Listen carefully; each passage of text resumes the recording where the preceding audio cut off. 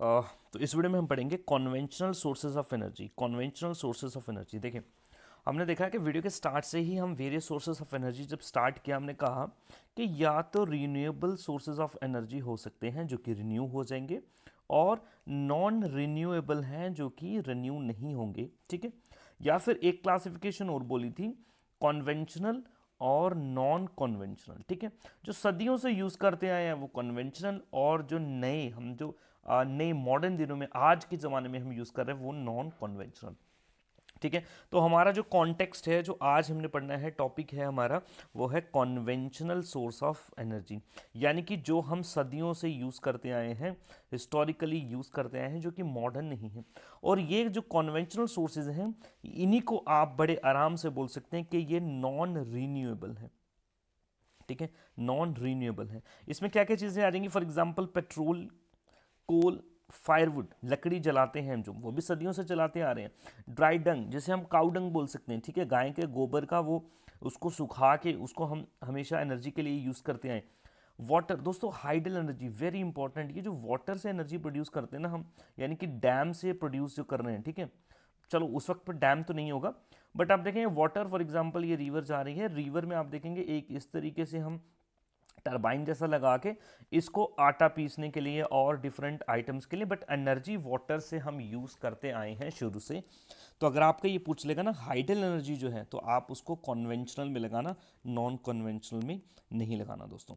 चलो जी, तो these are some important sources of conventional energy, ठीक है। The sources of energy which have been in use since a long time are called conventional sources. जो long time, लंबे समय से चलते आ रहे हैं यूज में, वो कन्वेंशनल सोर्सेज हैं। जैसे कि कोयला, petroleum, natural gas, hydel energy, wind energy, nuclear energy, ठीक है।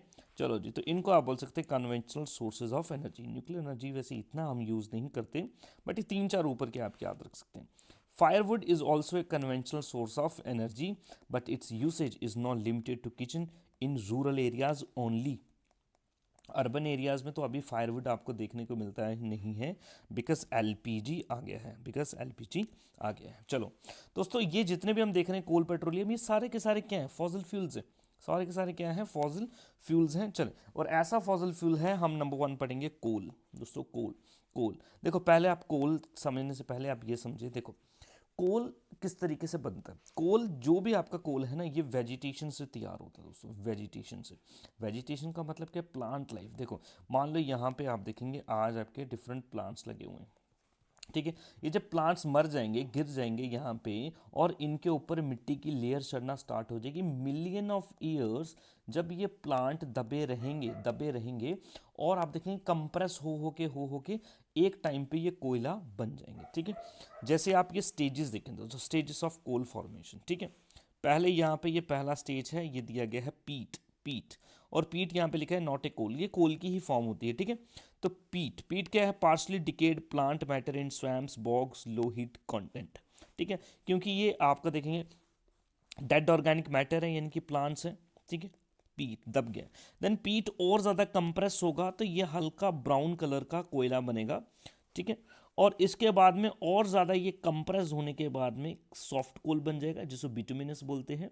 और लास्ट में और ज़्यादा टाइम निकालने के बाद, कंप्रेस्ड होने के बाद, एकदम ब्लैक कलर का कोल बन जाएगा, जिसे हम बोलते हैं एंथ्रासाइट, बन जाएंगे एंथ्रासाइट, ठीक है। तो दोस्तों ये स्टेप्स ही हैं, और इन स्टेप्स में ये चार डिफरेंट तरीके के कोल्स बनते हैं, चार डिफरेंट तरीके के कोल्स बनते हैं। और जो एंथ्रासाइट है, नंबर वन क्वालिटी होती है, सबसे बेस्ट माना जाता है।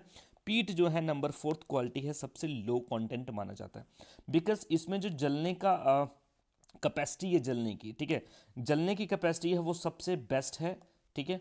और पीट में जलने की कैपेसिटी कम है, और क्योंकि इसमें मॉइस्चर भी होता है, मॉइस्चर भी होता है, पानी भी होता है, जलने में इसको प्रॉब्लम होती है, बट इसमें मॉइस्चर उड़ गया होता है, क्योंकि काफ़ी टाइम तक आप देखेंगे ये दबा रहेगा। और इन्हीं को चार तरीके के हम कोल बोलते हैं। पहले ये बात कर लेते हैं दोस्तों, टाइप ऑफ कोल इंपॉर्टेंट है, बार बार बोल रहा हूँ, इंपॉर्टेंट है, ठीक है। चलो, पहला टाइप है एंथ्रासाइट, सबसे नंबर वन टाइप का कोल जो होता है ना, highest heating value of all other coal types, it contains 80 to 90%, आप बोल सकते हैं इवन कि 97% तक का कार्बन। कार्बन मतलब जो जलने का कंटेंट है ना, जो हीटिंग कंटेंट है, ठीक है। तो आप देखेंगे, आप बोल सकते हैं बड़े आराम से 85 से 95 या 97 तक का हीट कैपेसिटी इसकी होती है, यानी कि जलने में बहुत बेहतरीन होता है, हाई कैलोरीफिक वैल्यू इसकी होती है। दूसरा है bituminous. Bituminous, the carbon content of bituminous is 45 to 86, ठीक है, 45 टू 86। देन आ जाएगा आपका लिग्नाइट, ये इससे भी कम हो जाएगा। और लास्ट में आ जाएगा दोस्तों पीट, ठीक है, लास्ट में आ जाएगा क्या हो जाएगा, पीट। चलो जी, अभी हम यहाँ पे देख लेते हैं। चले जी, अब कोल के बारे में समझते हैं। But coal was formed million of years ago. भाई आज का नहीं बना, इसको बहुत साल, मिलियन ऑफ ईयर्स लगे, लाखों साल लगे हैं कोयल को बनने में। The plants got buried under swamps due to high pressure, high temperature inside the earth, they were converted into coal. वो प्लांट जो गिर गया था, मर गया था, और उसके ऊपर लेयरिंग चढ़ गई थी मिट्टी की, विद टाइम ये कोल में कन्वर्ट होगी दोस्तों, विद टाइम ये कोल में कन्वर्ट होगी। Important, coal is the highest used energy in India. आज भी इंडिया में लगभग सबसे ज़्यादा अगर कोई फॉर्म ऑफ एनर्जी यूज़ की जाती है तो वो कोयला ही है, ठीक है जी। During the days of steam engine, coal was use in steam engine. बोलो जब स्टीम इंजन चलते थे, आज कौन से इंजन चलते हैं? आज तो आप देखेंगे बिजली से चलने वाले इंजन चलते हैं, या फिर आज आप देखेंगे पेट्रोलियम से चलने वाले इंजन है। एक टाइम पे स्टीम से चलते थे, तो कोयला भी उस टाइम पे भी यूज़ होता था। ट्रेन्स की अगर आप बात करें, ट्रेन्स, गदर मूवी आपने देखी होगी, पुरानी वाली गदर, ठीक है, तो उसमें वो जो इंजन है, वो जो ट्रेन चलती है, वो कैसे चलती है? कोयले के साथ चलती है, उसमें कोयला डाल डाल के चला रहे हैं उसको। Moreover the coal was use as kitchen fuel. अभी आप देखेंगे, अगर आपको नहीं पता, अभी छोटे हैं, लेकिन एक टाइम पे कोयले को ही जला के किचन में भी यूज़ करते थे। ऐसे भट्टी होती थी, एक भट्टी बोलते थे उसको, ठीक है, और इसमें कोयला लगा के हम आग के लिए इसको यूज़ किया करते थे अपने किचन्स में। आज नहीं है, बिकॉज आप देखेंगे एलपीजी, लिक्विफाइड पेट्रोलियम गैस जो है, आपके सिलेंडर जो है, ये आ चुके हैं। Now a day coal is mainly used in industry. आज के टाइम पे इंडस्ट्रीज में ही यूज़ किया जाता है कोयल को। दोस्तों बार बार बोल रहा हूँ फिर से अगेन, 4 डिफरेंट तरीके के कोल होते हैं, 4 डिफरेंट तरीके के कोल होते हैं। नंबर 1 होता है एंथ्रासाइट, नंबर 1 होता है एंथ्रासाइट, नंबर 1 है anthracite. Then bituminous, then bituminous, then lignite, lignite, और लास्ट में आएगा आपका पीट, ठीक है। ये 4 इंपॉर्टेंट फॉर्म के कोल आपको देखने को मिलेंगे, ठीक है, याद रखना। आप और कुछ नहीं भी याद रखोगे ना, आपको ये याद रखना है, एंथ्रासाइट। एंथ्रासाइट टॉप क्वालिटी का कोल होता है, कम से कम आप इसको याद करें। नाउ कोल हो गया। नाउ हम इंडियन कॉन्टेक्स्ट में बात करेंगे। इंडिया में कोल कहाँ पे मिलता है? Coal producing state in India, coal producing state in India. दोस्तों छोटा नागपुर प्लेट्यू जो है ना, छोटा नागपुर प्लेट्यू, छोटा नागपुर प्लेट्यू की डेप्थ में नहीं जाऊँगा, आपको बस इतनी सी बात बताऊँगा। ये जो ईस्टर्न इंडिया ना हमारा, ईस्टर्न इंडिया, ईस्टर्न इंडिया का इलाका, ये कोल के लिए बहुत फेमस है, और इसी को छोटा नागपुर प्लेट्यू बोलते हैं, छोटा नागपुर प्लेट्यू बोलते हैं, ठीक है जी, छोटा नागपुर प्लेट्यू। प्लेट्यू का मतलब ऐसी जगह होती है जो एलिवेटेड होती है, ज़मीन से ऊपर होती है, एलिवेटेड लैंड। एलिवेटेड लैंड मतलब ये जो ज़मीन का लेवल है, मेनली ये ज़मीन से ऊपर होती है, लेकिन ऊपर से फ्लैट होती है। जैसे कि पटनी टॉप अगर आप गए होंगे, पटनी टॉप, ठीक है, तो आप देखेंगे वो पहाड़ जो है ज़मीन से तो ऊपर है, लेकिन ऊपर से क्या है, फ्लैट है। तो ऐसी टेबल लाइक स्ट्रक्चर लैंड जो होती है ना, टेबल लाइक स्ट्रक्चर लैंड, इसको हम प्लेट्यू बोलते हैं। ये पूरा का पूरा ये साउथ इंडिया हमारा प्लेट्यू रीजन है। तो इसी में एक प्लेट्यू मिलता है, छोटा नागपुर प्लेट्यू, ईस्टर्न इंडिया में, और ये बहुत ज़्यादा फेमस है दोस्तों। चलो, Chota Nagpur plateau is famous for coal production. The major coal producing states in India are Odisha, Chhattisgarh, Jharkhand, Madhya Pradesh. Even इसके बाद तेलंगाना, महाराष्ट्र, वेस्ट बंगाल। ये आप ना भी याद रखें चलेगा, ये आप 3-4 ईस्टर्न इंडियन स्टेट्स ज़रूर याद रखें, ईस्टर्न इंडियन स्टेट, ठीक है जी। नंबर 1 झारखंड, झारखंड, दूसरा रखें आप बंगाल, बंगाल के बाद रखें उड़ीसा, उड़ीसा के बाद सेंट्रल इंडिया का छत्तीसगढ़। ये बहुत फेमस है दोस्तों, ठीक है। Jharkhand has the largest coal reserve, very very important. अगर आपसे कोई स्टेट पूछ ले कि भाई सबसे ज़्यादा कोयला कहाँ पे है, झारखंड में है दोस्तों, सबसे ज़्यादा कोयला कहाँ पे है, झारखंड में है, वेरी इंपॉर्टेंट। और झारखंड में कोल फील्ड है जिसका नाम है झाड़िया कोल फील्ड, झाड़ी है, झारखंड, झाड़ झाड़ी, झाड़ झाड़ी याद रखेंगे।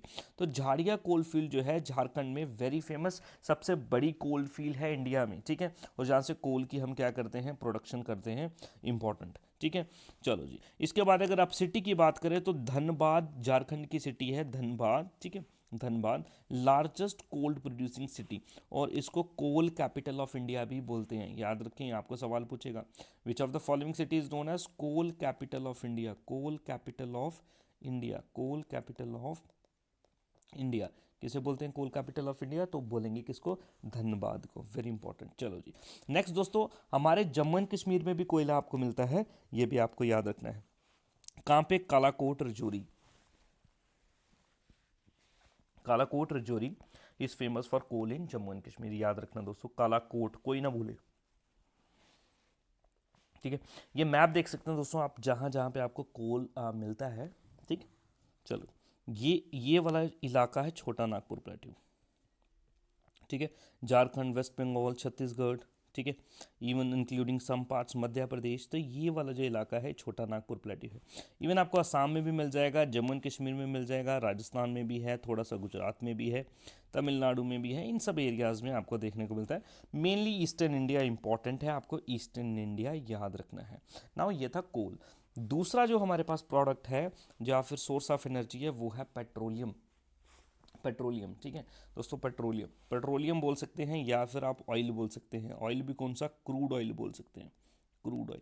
दोस्तों क्रूड ऑयल में से ही आपका पेट्रोल निकलता है, क्रूड ऑयल में से ही आपका डीजल निकलता है, क्रूड ऑयल में ही आपका गैसोलीन निकलता है। ठीक है जी, और इसी में से आपको नेचुरल गैस भी बनती दिखेगी, नेचुरल गैस। ठीक है, तो ये पेट्रोलियम की बात चलेगी। पेट्रोलियम भी दोस्तों जैसे कि कोल मिलियन ऑफ ईयर्स में बनता है, वैसे पेट्रोलियम भी बनता है। Petroleum was formed million of years ago, the animal got buried under the ocean surface. Very important बोल रहा है, जो ओशन के सरफेस में दब गए ना एनिमल्स, एनिमल्स कौन से? Marine organism, marine organism. Marine organism कौन से होते हैं? समुद्री जीव, ओशंस में जो ऑर्गेनिज्म है। फॉर एग्जांपल दोस्तों मेरी बात समझे, देखो इस इलाके में है हमारा bay of Bengal, bay of Bengal, ठीक है। इस इलाके में अगर आप देखेंगे है अरेबियन सी, इस इलाके में है अरेबियन सी।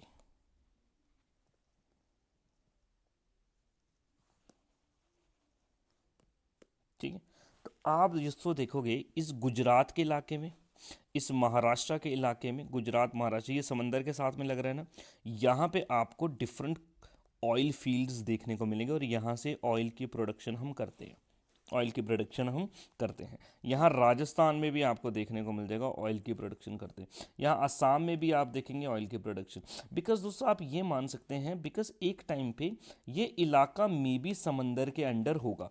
ये इलाका आज तो आप देखेंगे यहाँ तक अरेबियन सी है, सॉरी यहाँ तक अरेबियन सी है, बट मे भी एक टाइम पे समंदर यहाँ तक होता होगा, ऑफ कोर्स होता होगा। वो रिट्रीट कर गया, बाद में रिट्रीट करके वापस चला गया समंदर।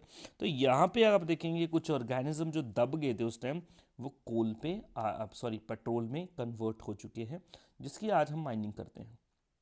ठीक है जी, पेट्रोलियम। चलो जी, surface and were converted into petroleum in due course of time. Petroleum is the third major source of energy being used today. Petroleum products used as automobile fuels also in industries, ये तो आपको पता ही है, इसमें कुछ ज़्यादा पढ़ने की हमें ज़रूरत नहीं। अब हम बात करेंगे पेट्रोलियम इन इंडिया और ऑयल इन इंडिया। दोस्तों देखें, मुंबई हाई, ये जगह का नाम है दोस्तों, मुंबई हाई। मुंबई हाई कहाँ पे होगा? महाराष्ट्र, महाराष्ट्र। ठीक है जी, गल्फ ऑफ खाम्बत, गल्फ ऑफ खाम्बत कहाँ पे होगा दोस्तों? गुजरात। असम आपको पता ही है, बानेर Rajasthan, very important, are the some of the important areas जहां पे आपको ये कोल सॉरी पेट्रोलियम देखने को मिलेगा। चलो ये कुछ स्टेट्स हैं, अभी हम देख लेंगे। ये स्टेट्स याद रखना है, मैं लिख देता हूं यहाँ पे, राजस्थान, गुजरात, महाराष्ट्र, यानी कि वेस्टर्न इंडिया ये ज़्यादा, और आसाम। दोस्तों और कुछ याद ना रखो, ये 4 स्टेट याद रखनी है आपको, ये 4 स्टेट आपको याद रखनी ही रखनी है, इंपॉर्टेंट है। चलो अगर आप पहला कोयल डिपॉजिट देखेंगे ना, सॉरी ऑयल डिपॉजिट देखेंगे ना, सबसे पहली जो डिस्कवरी और सबसे पुराना भी है, ये आपको देखने को मिलेगा असम। और असम की ये जगह दिग्बोई, कोई ना भूले, बार बार बोल रहा हूँ, ये जगह कोई ना भूले, दिग्बोई। आप देखेंगे यहाँ पे रिफाइनरी भी है, रिफाइनरी, तेल को रिफाइन किया जाता है यहाँ पे, ठीक है। और यहाँ पे फील्ड भी है, पेट्रोलियम फील्ड भी है, ऑयल फील्ड भी है, यहाँ से पेट्रोल निकाला भी जाता है, रिफाइन भी किया जाता है, दिग्बोई। याद रखना, फर्स्ट सबसे पुरानी ओल्डेस्ट ठीक है जी। ओल्डेस्ट ऑयल फील्ड या फिर ओल्डेस्ट रिफाइनरी कौन है? दिग्बोई, असम। वेरी इंपॉर्टेंट, याद रखना, दिग्बोई, असम। चलो जी।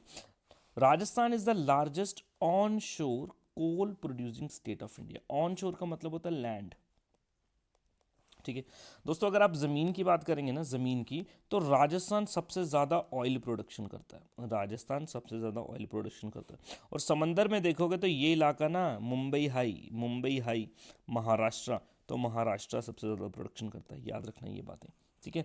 चलो जी। और आप ये इलाका देख सकते हैं, यहाँ पे कुछ पॉइंट्स हैं, जैसे कि दिग्बोई, आसाम, नहारकतिया, नहारकतिया, नहारकादिया, ठीक है जी।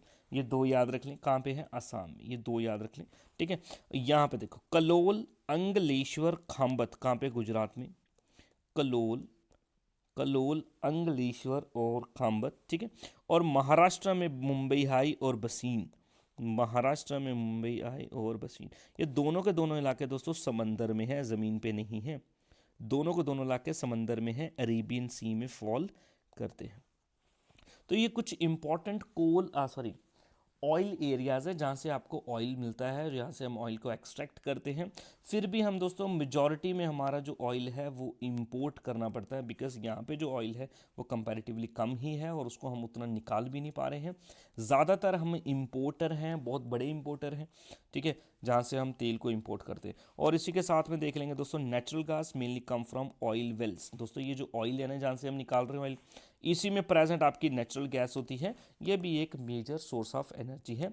विद दिस हमने कॉन्वेंशनल भी कर लिए और इनसे पहले हमने नॉन कॉन्वेंशनल भी सोर्सेज ऑफ एनर्जी कर लिए थे, जिसमें हमने सोलर एनर्जी, जियोथर्मल एनर्जी, उसमें विंड एनर्जी और बाकी सब तरीके की एनर्जी देखी। इसके साथ में हमारा सोर्सेज ऑफ एनर्जी खत्म होगा। नेक्स्ट वीडियो हम एमसीक्यूज डिस्कस करेंगे और उस कुछ नई चीज़ें आप उसमें सीखोगे, इंपॉर्टेंट एमसीक्यूज होंगे, उसको आप ज़रूर देखना। Thank you very much, have a nice day.